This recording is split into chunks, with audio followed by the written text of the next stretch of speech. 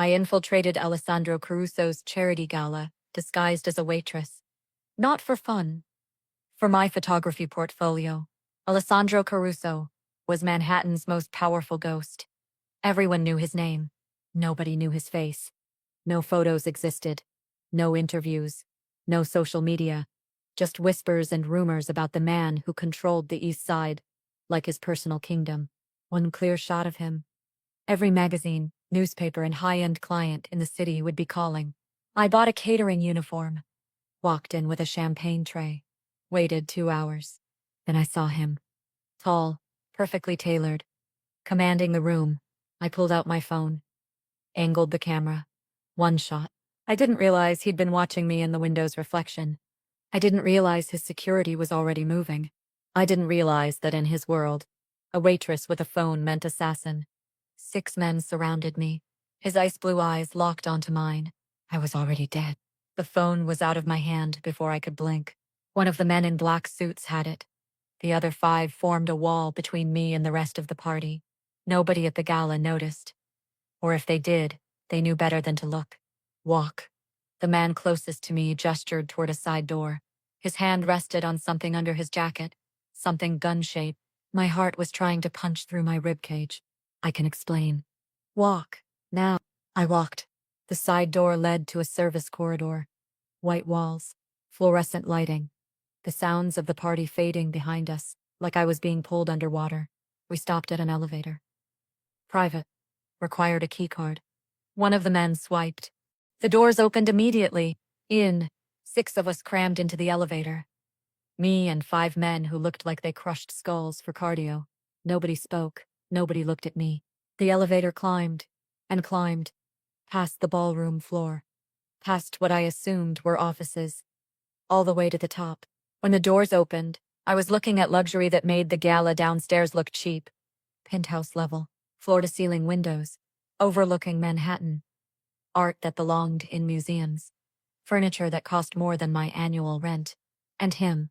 Alessandro Caruso stood with his back to us, looking out at the city like he owned every building in view.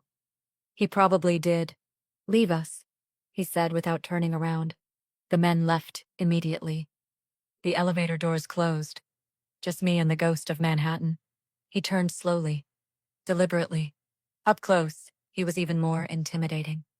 Early 30s, maybe, sharp cheekbones, perfect posture, eyes that looked like they could calculate your exact worth and find you lacking in under 3 seconds. Name, he said. Not asked. Commanded. Riley. Riley Morrison. Who sent you, Miss Morrison? Nobody sent me. I'm a photographer. I just wanted. Who sent you? Each word was a bullet. Nobody. I swear, I'm freelance. I work for myself. I needed a photo of you for my portfolio. That's it. I'm not whatever you think I am. He stared at me for 5 long seconds. Then, he moved to a bar cart. Poured himself scotch. Didn't offer me anything. You infiltrated a private event, he said. Voice terrifyingly calm. You impersonated staff. You accessed a secured floor. And you attempted to photograph me without authorization. He took a sip of his drink. In my world, Miss Morrison, people who do those things are usually law enforcement, or they work for people who want me dead. I'm not a cop. Prove it. How? Cops have backup. Partners. Protocols. He set down his glass. Walked toward me. They also have better cover stories than I needed it for my portfolio. He stopped 2 feet away. Empty your pockets. What? Everything. On the table. Now. My hands shook as I pulled out my wallet. My actual phone, the cheap one I used for work. A lipstick. Gum. Keys to my Williamsburg apartment. He picked up my wallet. Flipped through it. Found my driver's license. Riley Elizabeth Morrison. 26. Brooklyn address. He looked at me. You really are just a photographer? Yes. That's what I've been trying to. Which makes you either incredibly brave or incredibly stupid. He pulled out his own phone, typed something, waited. 30 seconds later, his phone buzzed. He read whatever message came through. His jaw tightened. You have 63,000 Instagram followers. Your last 15 posts are all from high-end events you weren't invited to. Corporate galas. fashion shows, gallery openings. He looked up. You make a career out of crashing parties and selling the photos. I prefer freelance event photographer. I prefer criminal trespasser. He pocketed his phone, crossed his arms. Here's what's going to happen, Miss Morrison. I'm going to ask you questions. You're going to answer them honestly. And then I'm going to decide whether you leave this building alive or in pieces. The room tilted. You can't. I can do whatever I want. You broke into my event. You attempted to photograph me. You created a security breach that could have gotten people killed. His voice dropped lower. Dangerous. Do you have any idea who I am? You're Alessandro Caruso. You run Caruso Industries, import-export, real estate development. You're on the board of half the charities in Manhattan. That's my public face. Do you know what's behind it? I didn't answer. I control every major shipping operation on the East Coast. I settle disputes that law enforcement can't handle. I obtain order in a city that would tear itself apart without structure. He leaned closer. I'm what keeps the monsters in check, which means I need to be more terrifying than any of them. So say it. You're Mafia. I'm a businessman who operates in spaces where the law fails. He straightened. And you just tried to expose me. I didn't know, I heard rumors. I thought if I could get a photo prove you actually existed. Now you have proof. Congratulations. He walked back to the bar. Poured another drink. Unfortunately for you, that proof dies here. Please, I'll delete everything.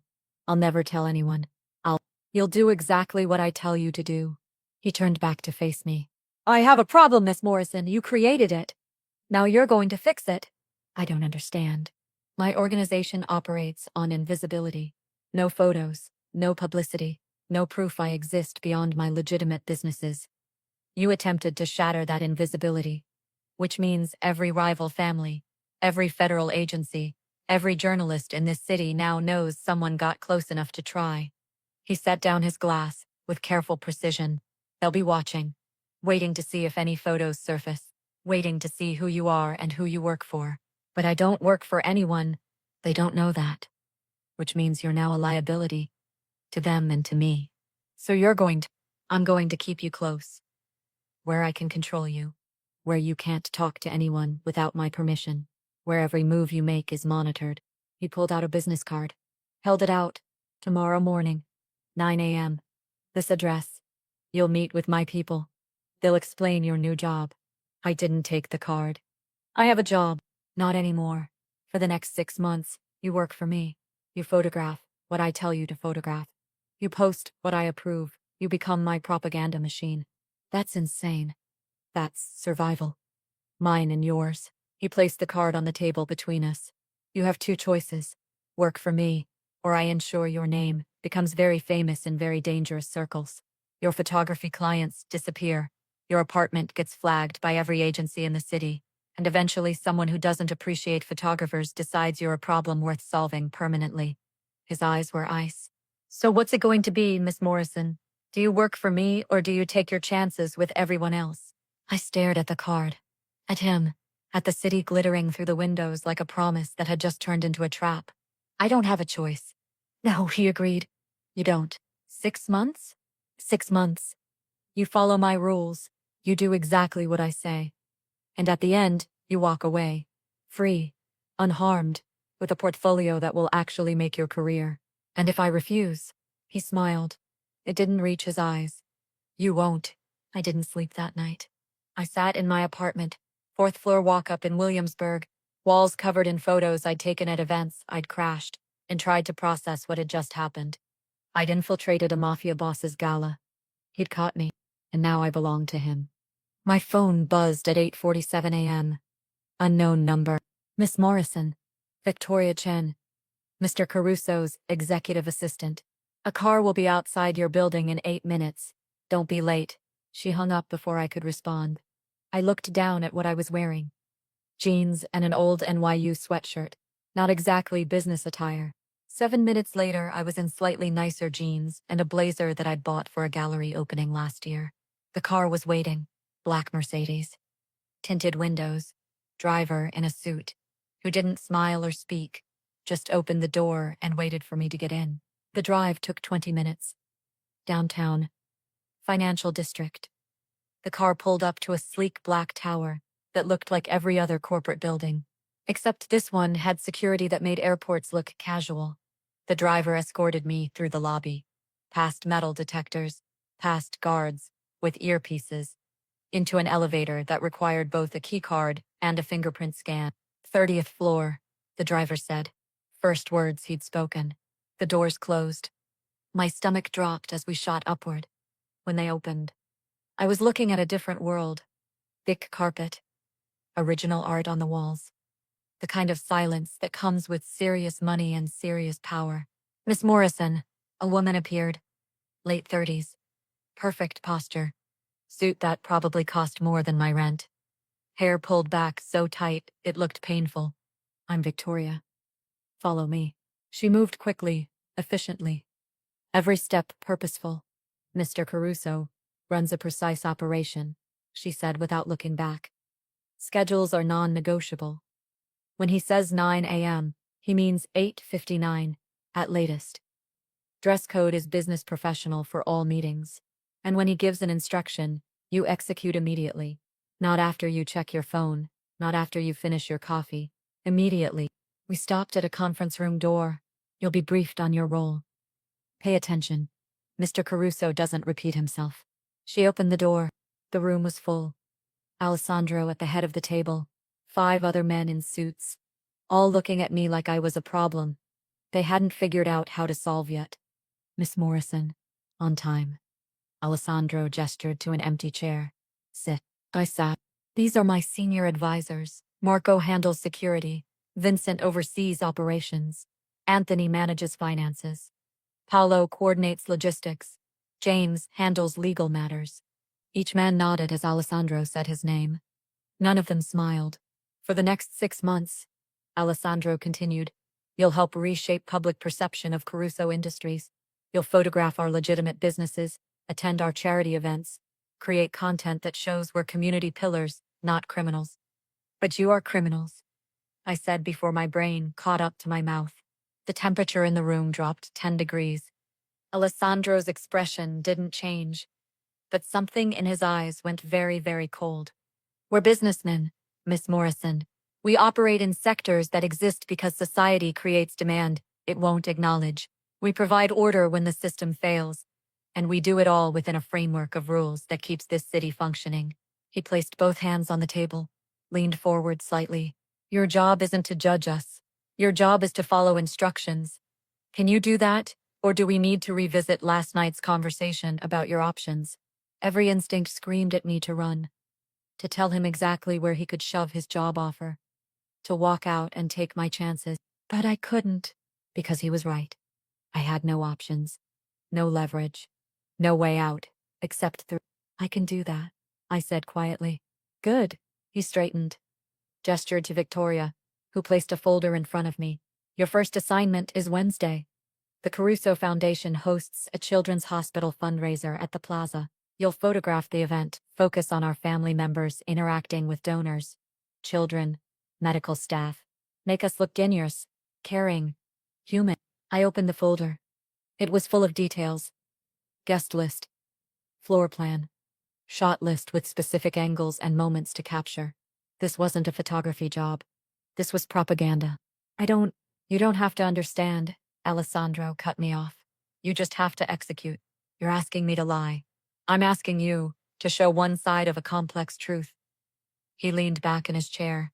Caruso Industries donates $8 million annually to various causes. We employ over 300 people directly and support thousands more through our businesses. We fund hospitals, schools, community centers. That's real. That's documented. I'm asking you to photograph reality. A curated reality. All photography is curation, Miss Morrison. You know that. He wasn't wrong. Every photo I'd ever taken had been a choice. What to include, what to exclude, what story to tell. And if I refuse? Marco, the security advisor, spoke for the first time. His voice was gravel and threat. You won't refuse. Alessandro held up a hand. Marco went silent. Miss Morrison, let me be very clear. You created a security breach last night. You exposed yourself as someone who infiltrates secure locations and takes unauthorized photos. Every rival organization in this city now sees you as either an asset or a threat. He pulled out his phone, showed me the screen. It was a photo of me leaving his building last night. This was taken by the Volkov family. They run Brighton Beach. They're wondering who you are and who you work for. He swiped. Another photo. Me getting coffee this morning. This is from the DeLuca crew. They control the Bronx. They're asking the same questions. My stomach dropped. You painted a target on yourself, Riley. The only way to remove it is to very publicly become my photographer, someone under my protection, someone no one will touch, because doing so means going through me. So I'm not really your employee. I'm your prisoner. You're my responsibility. There's a difference. He closed his phone, placed it on the table between us. 6 months. That's all I'm asking. Follow the rules. Take the photos. Post what I approve.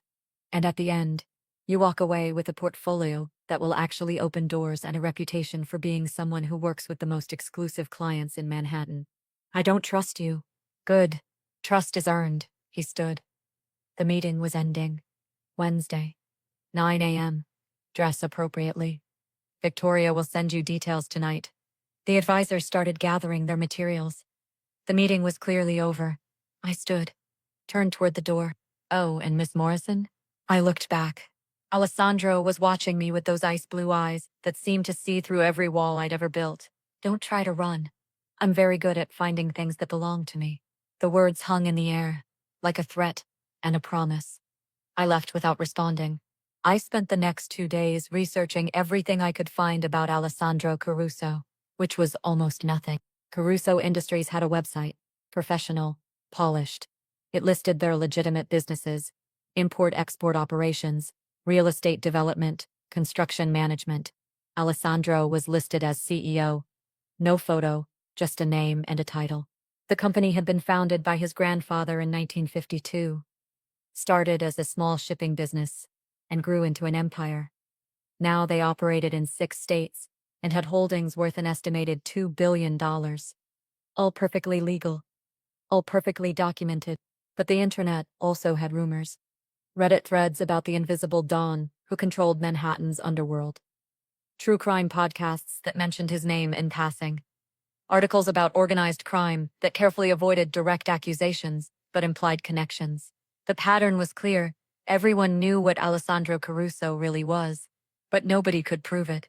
And the few people who tried to expose him had disappeared from public life entirely. 1 journalist, 2 federal investigators, a photographer who'd attempted to document his operations, all gone, relocated, silenced. Or worse. I was playing a game.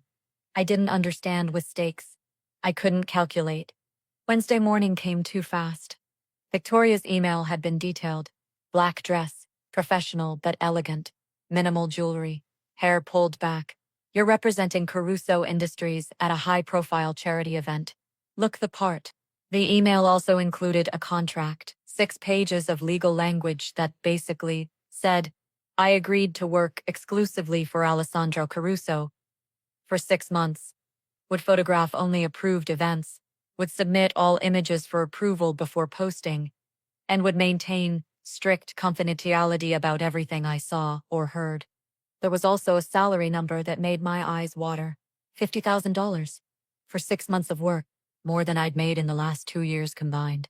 I signed it at 11 p.m. Tuesday night and sent it back to Victoria. The car picked me up at 8:15 a.m. Wednesday. Same black Mercedes. Same silent driver. Different destination. The Plaza Hotel. 5th Avenue. Old money and older power. The driver escorted me inside. Through the lobby. Past tourists and guests.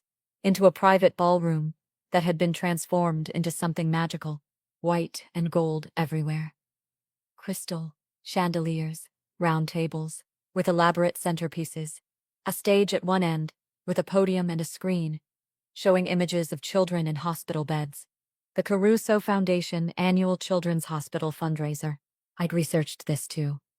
It raised an average of $3 million per year, funded pediatric cancer research, built new hospital wings, provided treatment for families who couldn't afford care. All real. All documented. All good. Miss Morrison. Alessandro appeared beside me. Navy suit today. No tie. He looked like he'd stepped out of a fashion magazine specifically designed to make women forget how to form coherent thoughts. "You're early," he said. Not quite approval, but close. Traffic was light. "Good. Come with me."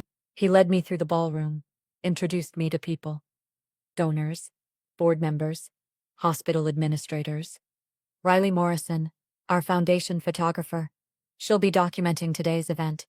Everyone smiled, shook my hand, welcomed me like I'd always been part of the team. Alessandro's hand rested lightly on my lower back the entire time, guiding me, claiming me, making it clear to everyone present that I was under his protection. It should have felt threatening. Instead, it felt strangely safe. "You'll focus on candid moments," he said once we'd made the rounds. Donors talking with doctors, board members interacting with families. My mother specifically requested photos with the children. She's excellent with them. "Your mother?" "Elena Caruso. She runs the foundation." He gestured across the room. A woman in her early 60s stood talking with a group of young cancer patients. She was elegant, beautiful, and the way the children smiled at her was genuine. Not staged, not forced. Real. "She's the heart of this operation," Alessandro said quietly. "Everything we do here, every dollar we raise, exists because she believes we have a responsibility to give back." There was something in his voice. Something soft, almost vulnerable. "Take good photos of her today. She'll appreciate it." Then he was gone. Moving to another group. Shaking hands, playing the role of the generous CEO who definitely wasn't also a Mafia don. I raised my camera and started shooting. For the next 3 hours, I documented something I hadn't expected: genuine philanthropy. Elena Caruso sat with children, held their hands, listened to their stories, cried when they talked about their treatments. Donors wrote checks not because they were afraid, but because they actually cared.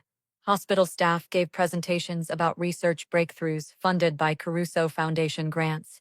Families spoke about how the foundation had paid for treatments they couldn't afford, how their children were alive because of this money. It was real, all of it. And I had no idea how to reconcile the man who'd threatened me in his penthouse with the man who funded cancer treatment for children. "Good work today." Alessandro appeared beside me as the event wound down. I hadn't heard him approach. "You captured exactly what we needed. Natural. Authentic. Human. It was easy to photograph. It's all real." "Of course it's real." He looked at me like I'd said something strange. "Did you think we'd fake charity work?" "I don't know what to think about any of this." He studied me for a moment. Something shifted in his expression. Less cold. More curious. "Come with me. I want to show you something." He led me out of the ballroom, through corridors, into a private elevator that took us up, up. When the doors opened, we were in another penthouse. But this one felt different. Less showroom. More lived in. "This is my personal residence," Alessandro said. "Top 3 floors of this building." He walked to the windows, looked out at Manhattan stretching below. "My grandfather started with nothing. Came here from Sicily with $10 and a dream of building something that would last. He worked shipyards, saved every penny, bought his first boat when he was 30. Alessandro turned to face me. He also killed 7 men who tried to steal from him, built his empire on violence and fear, did what he had to do to survive in a world that wanted him to fail." He moved closer. "But he also sent money back to Sicily, funded schools, helped immigrants get established, provided loans to people the banks wouldn't touch. He was brutal and generous in equal measure." "Why are you telling me this?" "'Cause you asked what to think about all this. About me. About what we do." He stopped 2 feet away. "I'm my grandfather's legacy. The violence and the philanthropy. The control and the care. You can't separate them. They exist together." "That's not an excuse." "It's not an excuse. It's reality." His eyes held mine. "I've done terrible things, Riley. I'll do more terrible things before I'm done. But I'll also fund hospitals, feed families, protect neighborhoods that the police have abandoned. Both things are true simultaneously. And you expect me to photograph only one side? I expect you to understand that one side doesn't negate the other. The good we do is real. The children whose lives we save are real. That's what I'm asking you to document." He walked back to the elevator, pressed the button. Think about that. I'll see you Friday. There's another event. Victoria will send details. The elevator arrived. I stepped in. As the doors closed, I saw him standing there, watching me, looking like a man who carried the weight of contradictions and wore them like armor. Friday's event was at a community center in the Lower East Side. The Caruso Foundation was funding renovations, new computers for the youth program, updated kitchen for the meal service, fresh paint and furniture for the common areas. I photographed Alessandro talking with elderly residents, teenagers showing him their artwork, children playing basketball in the new gym. Every person there knew exactly who he was, and every person there was grateful. Mr. Caruso paid for my nephew's surgery, one woman told me. Doctors said he wouldn't walk again. Now he's playing soccer. Mr. Caruso got my brother a job when nobody else would hire him, a young man said. Gave him a chance after prison. Now he's got a family, a real life. Story after story. Gratitude after gratitude. But I also saw the other side. Marco, Alessandro's security chief, pulling someone aside. Quiet conversation. The person's face going pale before nodding rapidly and leaving quickly. Vincent, making a phone call in the corner. Handle it. I don't care how. Just make it disappear. Paulo coordinating with men who were definitely not community center staff. Men with earpieces and the kind of alertness that came from expecting trouble. Two worlds existing in the same space. You're seeing it now, aren't you? Alessandro appeared beside me. I hadn't heard him approach. Again. Seeing what? The complexity. The contradiction. The fact that nothing is simple. I'm seeing that you help people and threaten them in the same breath. I help people who deserve help. I threaten people who create problems. He watched the community center's director, think Elena Caruso, with tears in her eyes. The world isn't divided into good and evil, Riley. It's divided into people who maintain order and people who create chaos. I maintain order. By whatever means necessary. That's a dangerous philosophy. It's the only philosophy that works in my world. He turned to leave, then stopped. Tomorrow, 6 p.m. My office. I want to review the photos from this week. Make sure we're aligned on messaging. That's not 6 p.m., Riley. Don't be late. He walked away before I could protest. I showed up at 5:55 p.m. Saturday. The building was quieter on weekends. Less security, fewer people. The 30th floor felt almost abandoned. Victoria was gone. The other offices were dark. Just Alessandro's corner suite glowing with warm light. I knocked. Come in. He was at his desk, laptop open. Documents spread across the surface. He'd removed his jacket, rolled up his sleeves. I could see a tattoo on his left forearm. Italian script. I couldn't quite read. Sit. He gestured to the chair across from him. Show me what you've got. I pulled out my laptop. Connected it to the large screen on his wall. Displayed the photos I'd selected from the week's 2 events. He studied each one in silence. Elena with the children. Donors writing checks. Community center residents. Smiling. Alessandro himself. Looking generous and approachable. These are good, he said finally. Better than good. You captured exactly what I asked for. Curated reality. Honest reality. From a specific angle. He closed my laptop, which is what all photography is. Every photo you've ever taken has told a story from a chosen perspective. I'm just asking you to choose my perspective for 6 months. And then what? And then you're free to tell whatever story you want. He stood, walked to the bar cart, poured 2 glasses of wine without asking if I wanted one. You're wondering if you can trust me, he said, handing me a glass. If I'll actually let you go at the end of 6 months. If this is a trap that never ends. I didn't respond. But he was right. I keep my word, Riley. Always. It's the only currency that matters in my world. 6 months. That's the deal. I won't extend it. I won't change the terms. You fulfill your obligations. I fulfill mine. He sat on the edge of his desk, close enough that I could smell his cologne, something expensive and subtle. But I need you to actually commit. Not just show up and go through the motions. I need you to understand what we're building here and why it matters. Propaganda, legacy. His eyes held mine. I'm 34 years old. I inherited this organization when I was 26. My father died, and suddenly I was responsible for 300 families. People who depend on me for their livelihoods, their safety, their futures. He took a sip of wine. I could have run this like my grandfather. Pure violence and intimidation. That's what everyone expected. But I wanted something different, something that could survive scrutiny, something my children could inherit without shame. So you built a charity foundation. I built a legitimate empire with a philanthropic arm that actually does good. Both things can be true, Riley. I can be dangerous and generous, threatening and protective, a criminal and a benefactor. Those things contradict each other, only if you think in binaries. The world doesn't work that way. People don't work that way. He leaned forward slightly. You don't work that way either. What's that supposed to mean? You break rules, infiltrate private events, take photos without permission. But you also chose photography because you want to tell stories, capture truth, make people feel something real. He was too close. I could feel the heat of him. You're not just a rule breaker, Riley. You're someone who believes the end justifies the means, that getting the shot matters more than how you get it. That's not so different from what I do. I don't hurt people, don't you? He tilted his head slightly. Every person you've photographed without permission, every event you've crashed, every boundary you've crossed. Did you ask them how they felt about being exposed, about having their privacy violated, about seeing themselves in your portfolio without their consent?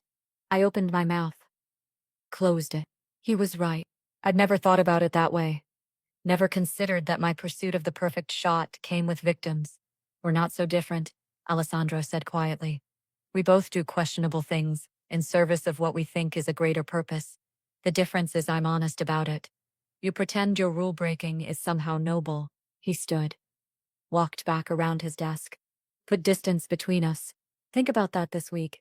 And next Friday, when you're photographing our hospital wing dedication, ask yourself, am I documenting propaganda, or am I telling a true story about complex people doing real good in imperfect ways? He opened a folder, dismissed me without words.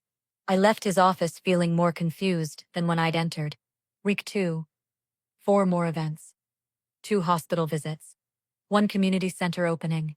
1 scholarship ceremony for kids from the Lower East Side. Every event was the same pattern. Genuine good existing alongside implied threat. Alessandro helping an elderly woman up the stairs, while Marco handled a situation in the parking lot. Elena giving a speech about second chances, while Vincent made calls about someone who needed to understand the rules. Scholarships funded by money that came from where exactly? I was 3 weeks in when I finally asked. We were in his office again. Late Saturday evening, reviewing photos. Just the 2 of us. Where does the money come from? I said. For all this, the foundation, the community centers, the scholarships. Alessandro looked up from the screen. You really want to know? Yes. He closed the laptop, leaned back in his chair. Shipping operations. Import-export. We move goods from Europe and Asia into the East Coast. Legal goods. Electronics. Textiles. Automotive parts. We're licensed. Registered. We pay taxes. And sometimes those shipments contain additional items, things people want but can't acquire through legal channels. We facilitate those transactions for a fee. Drugs? No, never drugs. His voice went hard. Drugs destroy communities. I won't touch them. Anyone in my organization who deals drugs is out. Permanently. Then what? Weapons. High-end electronics that haven't been approved for U.S. import yet. Luxury goods that avoid taxation. Art that collectors want, without proper provenance. He paused. Information, favors, access. So you're smugglers. We're facilitators. The law says certain things are illegal. We say those laws are arbitrary, and people should have access to what they want. We provide that access. For a price. And the foundation? The foundation is funded by legitimate business profits. Clean money. Audited. Legal. The IRS has examined our books 3 times. We pass every inspection because we actually follow the rules where they matter. He stood, walked to the windows. I don't launder money through charity, Riley. I don't use sick children to hide criminal activity. The good we do is genuine, separate from everything else. How am I supposed to believe that? Because it's true. And because you've spent 3 weeks photographing it, you've seen the children we help, the families we support, the communities we rebuild. That's real. He turned back to face me. My grandfather taught me, if you take from the community, you have to give back. Otherwise, you're just a parasite. We take, but we give back more. That's the balance. That's still crime. That's still life. Nothing is pure. Nothing is simple. You can judge me for it. Most people do. But I sleep fine at night, knowing that more people are better off because of what I do than worse off. I didn't know what to say to that. Alessandro walked back to his desk, picked up an envelope. Your first payment, deposited this morning. Check your account. I pulled out my phone, opened my banking app. $25,000. Half the agreed salary for 3 weeks of work. More money than I'd ever seen in my account at once. I pay my debts, Alessandro said. And I expect the same from the people who work for me. 3 more months. Keep doing what you're doing. And at the end, we're even. And then I'm free, and then you're free. He held out his hand. I stared at it for a moment, then shook it. His grip was firm, warm. His eyes held mine for 3 seconds longer than necessary. See you Monday, he said. 9 a.m. Hospital dedication. I left his office with $25,000 in my account and absolutely no idea if I just made a deal with the devil or someone genuinely trying to do good in a broken world. Month 2 started with a problem. The Volkov family, Brighton Beach, Russian mob that controlled the waterfront and wanted Alessandro's shipping operations. I didn't know any of this at first. I just knew that Monday morning, I arrived at the hospital dedication to find tension crackling through Alessandro's team, like electricity before a storm. Marco had 12 men instead of the usual 4. Vincent was on his phone nonstop. Paolo kept scanning the crowd like he expected an attack.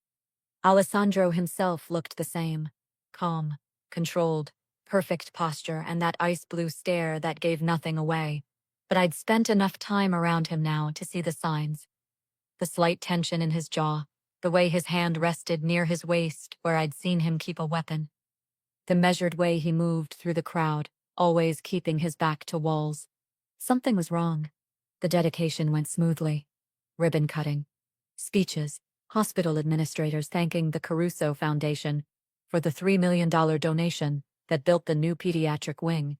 I photographed it all. Children in wheelchairs. Doctors showing off new equipment. Elena crying as she toured the colorful rooms designed to make sick kids feel less scared. All real. All good. But underneath it, something darker brewing. Riley. Alessandro appeared beside me as the event wrapped up. He'd done this dozens of times now, materialized next to me without warning. I'd stopped jumping. We need to leave. Now. His hand wrapped around my elbow. Gentle but firm. Guiding me toward the exit. What's happening? Nothing you need to worry about. Marco will drive you home. I have my own. Marco will drive you home, he repeated. Not a suggestion. We reached the parking area. The black Mercedes was already running. Marco stood beside it, hand inside his jacket. Get in, Alessandro said. Go straight home. Don't stop anywhere. Don't talk to anyone. Lock your doors. I'll call you later. You're scaring me. Something flickered in his eyes. Almost like regret. Good. Fear keeps you careful. Now get in the car. Marco opened the door. I got in. As we pulled away, I watched through the rear window. Alessandro stood in the parking lot, surrounded by his men, watching our car leave. Then he turned and walked back inside, into whatever danger he'd deliberately kept me away from. The call came at 11 p.m. Unknown number. I almost didn't answer. Riley. It's Alessandro. His voice was different. Rougher. Tired. What happened? Someone tried to make a statement at the hospital. We handled it. Is everyone okay? Silence. For 3 seconds. Everyone who matters is fine. Which meant someone wasn't fine. Someone who'd tried to hurt him or his people. Someone who'd now been handled. I sat on my couch in the dark apartment, phone pressed to my ear, and tried not to think about what handled meant. Are you okay? I asked, before I could stop myself. More silence. Why do you care? I don't know. But apparently I do. I heard him exhale. Long and slow. I'm fine. Tired. But fine. A pause. Thank you for asking. Alessandro, get some sleep, Riley. Tomorrow's event is cancelled. Take the day off. I'll call you Wednesday. He hung up before I could respond. I sat there in the dark, holding my phone, wondering when I'd stopped seeing him as just my captor and started seeing him as, what? A person? Someone I was starting to understand? Someone I was starting to care about. That was dangerous. More dangerous than any rival mob family. Wednesday's event was a gallery opening. Caruso Industries had funded renovations for a community art space in the Lower East Side. Local artists displaying their work. Kids from the neighborhood, showing pieces they'd created in after-school programs. Alessandro had funded. It was small, intimate, less formal than the hospital events. Alessandro arrived late, still in his suit, but his tie was gone. His hair looked like he'd run his hands through it multiple times. There were shadows under his eyes that hadn't been there before. He found you in the corner, photographing a 10-year-old girl's painting of her neighborhood. You came, he said quietly. You said Wednesday. It's Wednesday. I thought you might quit after Monday. Did you want me to quit? He studied me for a long moment. No, I didn't want you to quit. An artist approached, young woman, maybe early 20s with paint-stained hands and nervous energy. Mr. Caruso, I wanted to thank you. The grant you gave me, it let me quit my second job. I can actually make art now. Real art. This show wouldn't exist without you. Alessandro's entire demeanor shifted. The exhaustion disappeared behind a warm smile. Your work is exceptional, Maria. The city needs more artists. Like you. Keep creating. She left glowing, practically floating. I raised my camera, captured the moment. Alessandro watching her go, something soft in his expression that I'd never seen before. You're good at that, I said. At what? Making people feel seen, valued, like they matter. They do matter. He turned to face me. Every person we help matters. That's the point of all this. Even the people you handle when they cross you? His jaw tightened. Those are different situations. Are they? Or is it just easy to care about people when they're grateful and hard when they're threatening? You don't understand my world, Riley. Then explain it to me. We stood in the middle of the gallery, surrounded by art and children, and community members who had no idea they were standing feet away from a Mafia don, the man who tried to make a statement, Monday. Alessandro said quietly. He was sent by the Volkov family. He had a gun. He was 20 feet from the children's ward. If my people hadn't stopped him, he would have opened fire in a hospital to send me a message. My stomach dropped.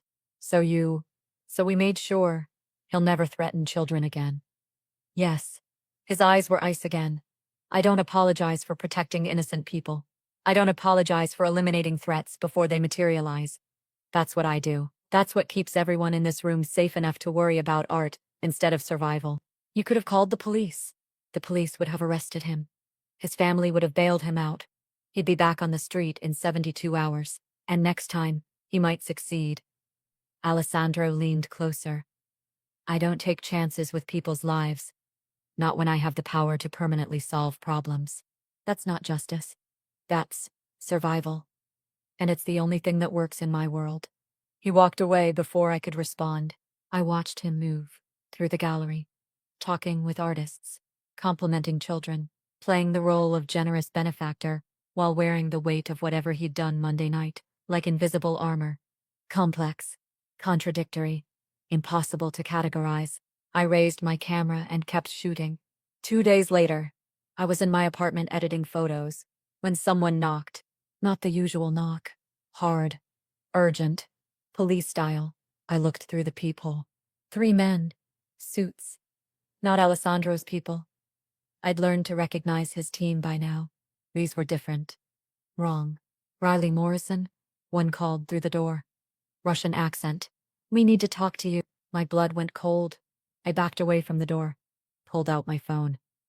Dialed the number. Alessandro had made me save his emergency contact. 2 rings.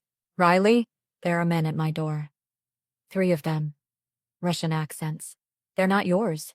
Lock yourself in your bathroom. Now. Don't open the door for anyone except Marco. He's 5 minutes away. Alessandro. Bathroom. Now. Stay on the phone with me. I ran to the bathroom. Locked the door. Sat in the tub, and tried not to shake. The knocking continued. Harder now. Miss Morrison, we just want to talk about your employer, about what you photograph. They want information, Alessandro said, in my ear. His voice was calm, controlled. They think you're vulnerable, scared, that you'll give me up to save yourself. I wouldn't. I know. Just stay quiet. Marco's almost there. The knocking stopped. Silence. Then I heard my front door crash open. They'd broken in. Footsteps in my apartment. Searching. Getting closer. Riley? Alessandro's voice was urgent now. Are you hidden? Bathroom. Doors locked. Marco's in the building. 30 seconds. Stay quiet. The bathroom door handle rattled. Miss Morrison, this is very foolish. We don't want to hurt you. We just want information. A shoulder hit the door. Once. Twice. The lock wouldn't hold much longer. Then I heard it. A sound I'd never forget. Gunshots. 3 of them. Loud and close. Shouting. In Russian. Then English. Down. On the ground. Now. Marco's voice. Then Vincent's. Then more men. Silence. Riley. Alessandro's voice in my ear. It's over. You can come out. Marco has them. My hands were shaking so hard, I could barely unlock the door. Marco stood in my destroyed living room. Vincent, beside him. 4 other men in suits. And 3 men on the floor. Hands zip-tied behind their backs. Blood on one's face where Marco had clearly hit him. Are you hurt? Marco asked. I shook my head. Couldn't speak. Pack a bag, Vincent said. You're not staying here. Where? Mr. Caruso's penthouse. Until this situation is resolved. I can't. You can, and you will. Marco's voice was flat. They found you once. They'll find you again. Only safe place right now is with us. I looked around my apartment. My home. My space. My door was destroyed. My sense of security shattered. 5 minutes, Marco said. Essentials only. I packed in a daze. Clothes. Laptop. Camera equipment. Toiletries. When I emerged, the 3 men were gone. So was most of the blood. Marco's team worked efficiently. Cars waiting, Vincent said. Alessandro's penthouse was exactly as I remembered. Expensive, imposing, more museum than home. Marco escorted me inside. Set my bag down. Mr. Caruso will be here within the hour. Make yourself comfortable. Kitchen stocked. Wi-Fi password is on the counter. Don't leave without security. Then he was gone. I stood in the living room of a Mafia Don's penthouse, holding my camera bag, trying to process that I'd just been attacked in my own apartment. The door opened 45 minutes later. Alessandro came in like a storm. Still in his suit, but his jacket was off. His sleeves were rolled up. There was something dark on his shirt cuff that might have been blood. He saw me standing there and stopped. For 3 seconds, we just stared at each other. Then he crossed the room in 4 long strides and pulled me into his arms. Not gently, not carefully, hard and desperate, like he needed to confirm. I was real. Are you hurt? His voice was rough against my hair. No, I'm fine. Marco got there in time. I should have moved you sooner. I should have anticipated they'd try this. You couldn't have known. I should have known. He pulled back just enough to look at me. His eyes were wild, barely controlled. I put you in danger. I made you a target. This is my fault. Alessandro, you're staying here until this is over. However long that takes. I'll have Marco bring the rest of your things tomorrow. You'll have a room. Privacy. But you don't leave this building without a full security detail. For how long? Until the Volkovs understand that touching you means war. He let me go. Stepped back. Ran his hands through his hair. I need to make some calls. Your room is down the hall. Second door on the right. Bathrooms attached. If you need anything, ask Marco. He'll be stationed outside tonight. Where will you be? He looked at me like I'd asked something unexpected. Handling this situation. Making sure the people who sent those men understand the consequences of threatening what's mine. I'm not yours. Yes, he said quietly, dangerously. You are. For the next 3 months, you're under my protection. Which means anyone who touches you answers to me. And I'm not merciful to people who put you in danger. He left before I could respond. I stood in his living room, listening to his voice drift from somewhere deeper in the penthouse, speaking Italian. rapid and angry, making calls, issuing orders, starting a war. Because of me, I didn't see him for 3 days. Marco brought my things, set up my room, made sure I had everything I needed. Victoria emailed a revised schedule, all events postponed until further notice. I was a prisoner in a luxury penthouse, safe but trapped. On day 4, Alessandro finally appeared. It was 2 a.m. I couldn't sleep. I was sitting in his living room in pajamas, drinking tea and staring out at the Manhattan skyline. He came in through the private elevator, still in his suit. He looked exhausted. There was a bruise on his jaw that hadn't been there before. He saw me and stopped. "You're awake." Couldn't sleep. Neither could I. He walked to the bar, poured scotch, drank it, poured another. Then he came and sat on the couch across from me. "It's handled," he said quietly. "The Volkovs have agreed to a truce. You're no longer a target." "What did you do?" "What I had to do." He took another drink. "You don't want details." "Maybe I do." His eyes met mine.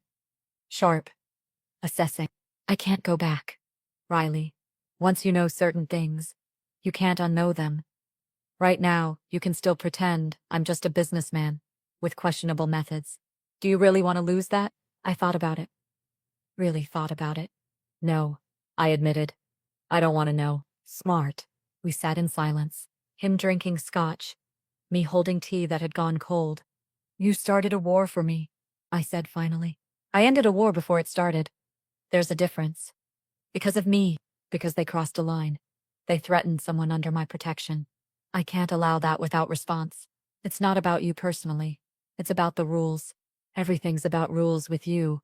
Rules keep the world from descending into chaos, or they keep you from having to feel things." He looked at me sharply. "Excuse me. You hide behind rules, behind structure, behind this perfectly controlled version of yourself. But underneath it, you're just scared." "I'm not scared of anything." "You're terrified of losing control, of being imperfect, of someone seeing the real you and finding you lacking." His jaw clenched. "You don't know what you're talking about." "Don't I?" I set down my mug, leaned forward. "You fund hospitals and kill people. You help children and threaten anyone who crosses you. You pulled me into your arms like you were terrified. I was hurt, and then spent 3 days avoiding me, because that moment of vulnerability scared you." "Riley, you're a type 1, Alessandro. Perfectionist.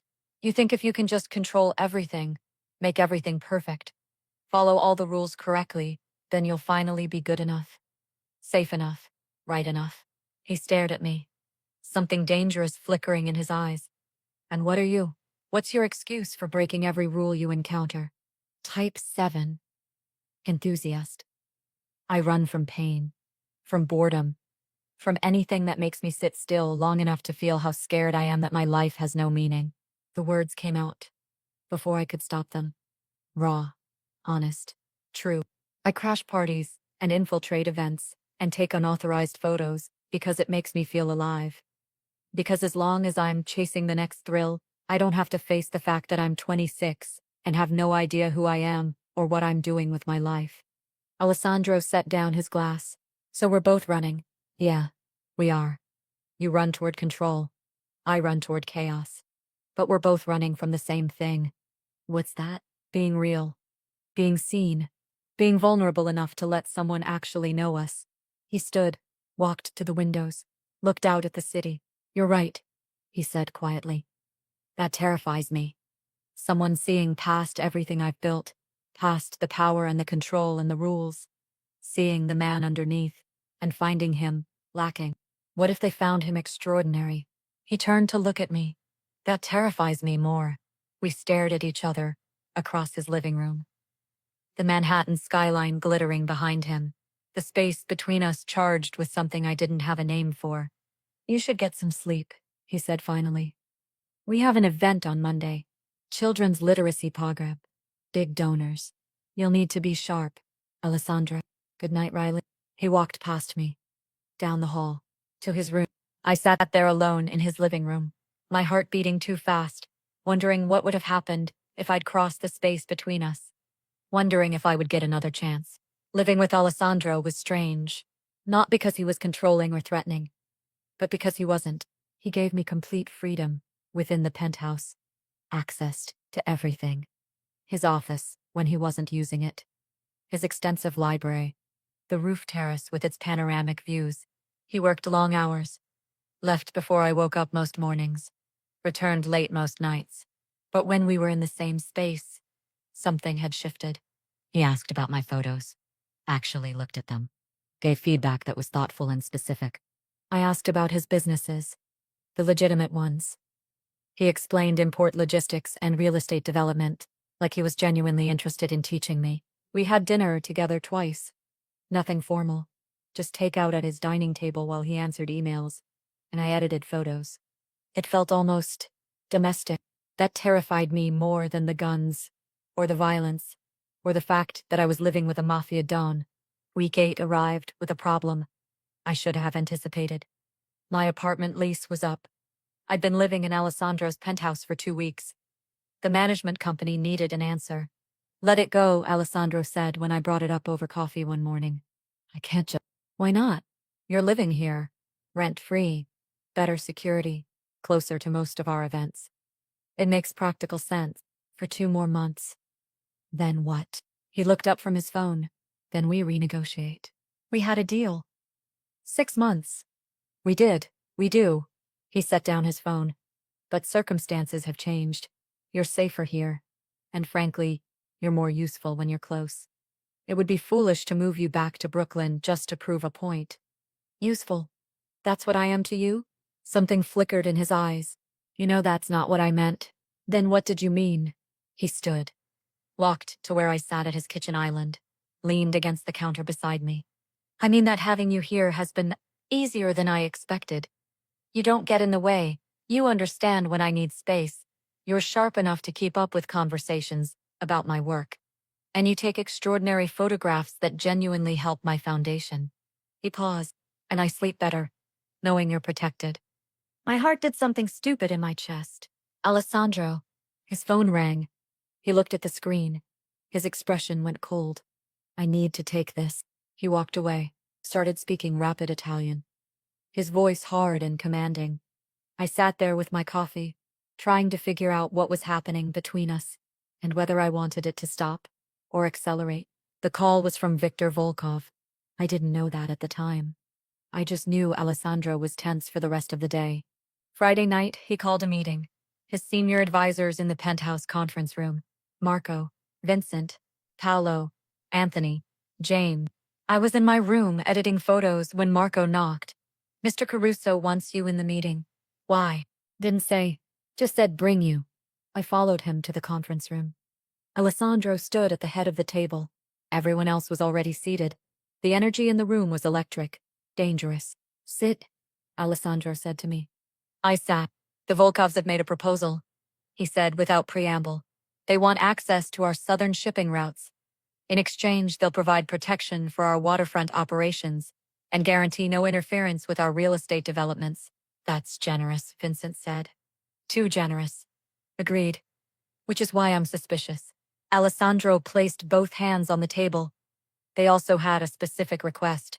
They want proof our photographer isn't law enforcement or undercover press. They want a meeting, face to face. Every eye in the room turned to me. Absolutely not, Marco said immediately. It's a trap. Probably, Alessandro agreed. But refusing makes them more suspicious. They'll assume we're hiding something. So we give them surveillance photos. Proof she's civilian. They want a meeting. Personal verification. Alessandro's eyes met mine. Riley's choice. She can refuse, but understand that refusal means they remain convinced you're a threat, which means the truce is fragile, which means more attempts, more danger. And if I meet them? You meet Viktor Volkov's second-in-command. Public place. Heavily secured. You answer basic questions about your work. They verify you're who I say you are. The truce solidifies. How dangerous is this? Alessandro was quiet for 3 seconds. Very. But I'll have 20 men within 50 feet. They try anything. They don't leave that meeting alive. Viktor knows this. Which is why he won't try anything. Killing you isn't worth starting a war. But they need the meeting to save face. I looked around the table. Marco's face was stone. Vincent looked calculating. Paulo was already planning logistics. Anthony and James waited for my decision. When? I asked. Tomorrow. 2 p.m. The High Line. Public. Crowded. Witnesses everywhere. And if I say no, then you say no. I'll find another way to handle this. But it will be messier. I thought about the 3 men in my apartment. The gun at my temple. The fear I'd felt. I thought about children's hospitals and community centers. About Elena crying with gratitude. About Alessandro pulling me into his arms like he needed to know I was safe. I'll do it, Riley. Alessandro started. I'll do it. If it makes everyone safer, I'll do it. He studied me for a long moment. Marco will brief you. Vincent will coordinate security. You don't go anywhere without 3 of my men, minimum. You wear a wire. You answer only the questions I approve. And if anything feels wrong, you walk away. Clear, clear. Meeting adjourned. Everyone out except Riley. The advisors left quickly. Alessandro waited until the door closed. You didn't have to say yes. Yes, I did. You would have done it anyway. Made it messier. More dangerous. This way is cleaner. This way puts you in a room with people who wanted you dead 2 weeks ago. But they won't kill me, because you'll be there. And you're terrifying when you want to be. He almost smiled. Come here. I stood. Walked to where he stood by the windows. He reached out. Tucked a strand of hair behind my ear. The gesture was gentle. Intimate. Completely at odds with everything we'd just discussed. I need you to understand something, he said quietly. If they hurt you tomorrow, there won't be a truce. There won't be negotiations. There will only be war. Do you understand what that means? You'd start a war for me. I'd end the world for you. The words hung between us. Too much. Too intense. Too real. Why? I whispered. His thumb traced my jaw. His eyes held mine. Because somewhere in the last 8 weeks, you stopped being a problem I needed to solve, and became someone I can't imagine losing. My breath caught. Alessandro, don't say anything. Not yet. Not until after tomorrow. When you're safe, and this is resolved.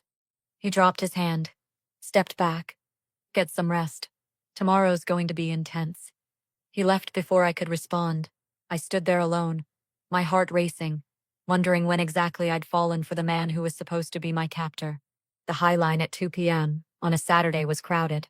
Tourists, families, couples, people enjoying the elevated park with its gardens and city views. I wore jeans and a sweater, camera bag over my shoulder, wire taped to my ribs under my clothes. Marco walked 3 steps behind me. Vincent was ahead. Paulo covered the south entrance. Anthony and James had the north. 15 more men scattered throughout the park in plainclothes. Alessandro was in a car 2 blocks away, monitoring everything. West Side bench, Marco said quietly, in my earpiece. 3 men. Middle one's Dmitry Volkov, Victor's brother. I found the bench. 3 men in expensive casual wear. The one in the middle was maybe 40, sharp features. Cold eyes. I sat down across from them, on a facing bench. Miss Morrison, Dmitry said. American accent, with just a hint of Russian underneath. Thank you for meeting with us. I didn't have much choice. You always have choices. You chose to work for Alessandro Caruso. That was interesting. I chose to take a photography job. Did you? He leaned forward. Or did you infiltrate his operation on someone's orders? I infiltrated a charity gala on my own stupidity. Nobody sent me. I wanted photos of the man everyone talks about, but nobody sees. That's it. And you got caught. And I got caught. And now you live with him. Work exclusively for him. Photograph only what he approves. For 6 months. Then I'm free. Are you? Dmitry smiled. It didn't reach his eyes. You think Alessandro Caruso lets people walk away once they've seen inside his operation? I think he keeps his word. How noble. Dmitry sat back. Show me your camera. I pulled it out, handed it over. He examined it. Checked the photos stored on the memory card. Hundreds of images from the last 8 weeks. Hospital events. Community centers. Charity galas. Nothing incriminating. Nothing that showed the other side of Alessandro's operations. You're good, Dmitry said. These photos make him look almost human. He is human. Is he? Or is that what he's convinced you to believe? I don't need to be convinced of anything. I've seen the work he does. The people he helps. That's real. So is the violence. The control. The bodies that disappear when people cross him. I didn't respond. Dimitri handed back my camera. You're either very naive or very good at playing naive. I can't decide which. Does it matter? It matters if you're law enforcement. It matters if you're gathering evidence. It matters if Caruso is using you as a shield while he expands into our territory. I'm a photographer. That's all. I take pictures of charity events and post them on Instagram. I'm not a cop. I'm not a spy. I'm just someone who made a stupid mistake and is paying for it. Dimitri studied me for a long moment. Then he stood. You're convincing. I'll give you that. He buttoned his jacket. Tell your employer we accept his proposal. Southern routes, access in exchange for waterfront protection. But if we find out you're not what you claim, our truce ends immediately. He walked away. His 2 men followed. I sat on the bench, heart pounding, trying not to shake. Clear, Marco said in my ear. They're leaving the park. You did good. Can I move? Wait for my signal. 30 seconds. A minute. No, Vincent's coming to get you. Vincent appeared. Walked me calmly toward the exit. Marco fell in behind us. Professional. Efficient. We reached the street. A car pulled up immediately. The back door opened. Alessandro sat inside. I got in. The door closed. We pulled into traffic. He didn't speak, just looked at me. Really looked at me. Like he was searching for something. I'm okay, I said. They just wanted to verify I'm not undercover. I heard. You did well. I told the truth. Easier that way. The truth is you're living with me by choice now. You could have left after the first month. I gave you the option. I stared at him. You never gave me that option. Yes, I did. 6 weeks ago. I left a new contract on your nightstand. 3 months remaining. Or immediate release with full payment and guaranteed safety. You signed the 3 months without asking why I was offering an out. My mind raced back. The contract I'd assumed was just a formality. The papers I'd signed while distracted by a deadline. You were testing me. I was giving you freedom. You chose to stay. Because I committed to 6 months. Because you wanted to stay. He was right. God help me. He was right. I could have left. Could have taken the money and run. Could have escaped back to my chaotic life of party crashing and avoiding commitment. But I'd stayed. Not because I had to. Because I wanted to. Why didn't you tell me? I asked. Because I needed you to figure it out yourself. Needed you to stop running long enough to realize you found something worth staying for. The car pulled up to his building. Come upstairs, Alessandro said. We need to talk. We stood in his living room. Manhattan stretching below us. The city that had brought us together through my stupid mistake. The 6 months are almost up, Alessandro said. 3 weeks left on our original agreement. I know. I want to renegotiate. To what? He turned to face me. To something real. Not employer and employee, not captor and captive, not protection arrangement or business deal. He crossed the space between us. I want you to stay because you want to. Because the last 8 weeks have been the best months I've had in years. Because you make me laugh. Because you challenge me. Because you see the monster and the man, and somehow accept both. His hands framed my face. I want you to stay because you're falling for me the same way I'm falling for you. Alessandro, tell me I'm wrong. Tell me you don't feel this. Tell me I misread everything, and I'll honor our original agreement. 3 weeks from now, you walk away. Free. No obligations. I should have lied. Should have protected myself. Should have run like I always ran when things got too real. But I was done running. You're not wrong, I whispered. I feel it. All of it. And it terrifies me. Why? Because I don't know how to do this. How to be with someone. How to commit. How to stay when everything in me screams to run. Then we'll figure it out together. You teach me how to be imperfect. I'll teach you how to stay. He kissed me before I could overthink it. Soft at first. Testing. Then deeper. When I kissed him back. His hands in my hair. Mine clutching his shirt. 8 weeks of tension and denial and fighting what we both felt exploding into this moment. When we finally broke apart, We were both breathing hard. Stay, he said against my lips. Not for 6 months, not for a contract. Stay because you choose me every day, and I'll choose you. What about your world? The danger? The violence? I'll protect you. Always. That's not negotiable. What about my freedom? My career? My need to not feel trapped? I'll never trap you. You can leave anytime, travel anywhere, photograph whatever you want. I just want you to come home to me. Home. The word settled into my chest like it belonged there. Okay, I said. Okay, I'll stay. Not out of obligation? Not out of obligation. Because I want to. Because somehow in the last 8 weeks, you became the thing I've been running toward instead of away from. He kissed me again. Slower this time. Like we had all the time in the world. Maybe we did. The last 3 weeks of our contract passed differently. I still photographed his events. Still posted approved content. Still helped manage the foundation's image. But now I did it as his partner. Not his employee. We had dinner together every night. He was in town. He taught me Italian. I taught him to loosen up. To break small rules. To laugh without checking. First, if it was appropriate. He showed me the parts of his world I'd only glimpsed. Introduced me properly to his mother, who cried and hugged me and whispered finally in Italian. I showed him my world. The messy, chaotic, imperfect parts. The photography that broke rules. The adventures that made no sense. The joy of doing something just because it was fun. We balanced each other. His structure gave me roots. My spontaneity gave him wings. On the last day of our original 6-month contract, Alessandro took me to dinner. Private restaurant. Just us. Overlooking the city where we'd met. So, he said, pouring wine. Contract's officially up. You're free. Am I? Technically, you fulfilled your obligations. I paid you in full. We're even. Are we? He smiled. No, we're not even close to even. I owe you everything. You changed my life, Riley. Made me see that perfection isn't possible, and that's okay. That rules are important, but so is breaking them sometimes. That control is valuable, but so is letting go. He reached across the table, took my hand. I love you. I know it's fast. I know it's complicated, but I love you.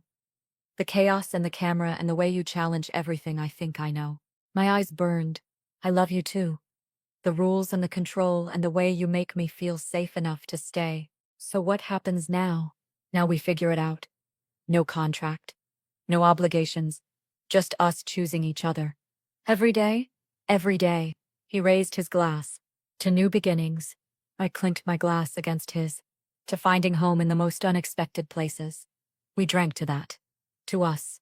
To the future we'd build together. The party girl and the perfectionist. The chaos and the control. The type 7 who learned to stay, and the type 1 who learned to let go. We weren't perfect. We never would be. But we were real. And we were together. And somehow, that was everything. 6 months later, the gallery opening was packed. My first solo show. Contrasts the hidden faces of power. Photos from my year with Alessandro. The charity work alongside hints of the danger. The children and the security. The philanthropy and the implied violence. All of it. The whole truth. The complexity. Alessandro stood beside me, his hand on my lower back. Protective. Proud. You told our story, he said quietly. I told the truth. That nothing is simple. That people can be both good and dangerous. That love exists in complicated spaces. Are you worried what people will think? No, not anymore. I spent my whole life running from anything real, because real meant complicated. But complicated is beautiful, complicated is honest. He kissed my temple. I'm proud of you, even though some of these photos show your world, especially because of that. You showed it honestly. The good and the difficult. That's all I ever wanted. Elena approached with a couple in their 60s. Major donors. Riley, darling, they love your work. They want to commission you for their foundation's annual report. I smiled, shook hands, talked about my vision and process. This was my life now. Photography that told complex truths. A partner who supported my chaos while giving me structure. A home that felt like freedom instead of a cage. Later, after the show, Alessandro and I stood on our penthouse terrace. Happy? He asked, terrified. I admitted. Happy terrifies me. It feels like something that can be taken away. So we hold on to it, fight for it, choose it every day. Every day? Every day. I leaned into him, looked out at the city that had brought us together through my reckless mistake, and his rigid rules. You know what's funny? I said. What?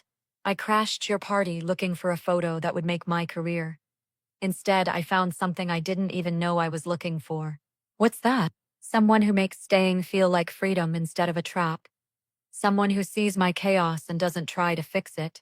Someone who taught me that roots don't have to feel like prison. He turned me to face him. And you taught me that control isn't everything. That perfection is a prison. That sometimes the most beautiful thing you can do is break your own rules. We're good for each other. We're perfect for each other. Which is ironic, since neither of us believes in perfection anymore. I laughed, kissed him under the Manhattan stars. The party girl who learned to stay. The perfectionist who learned to let go. Finding home in each other's contradictions. It wasn't the story I'd set out to tell when I crashed that gala. It was so much better.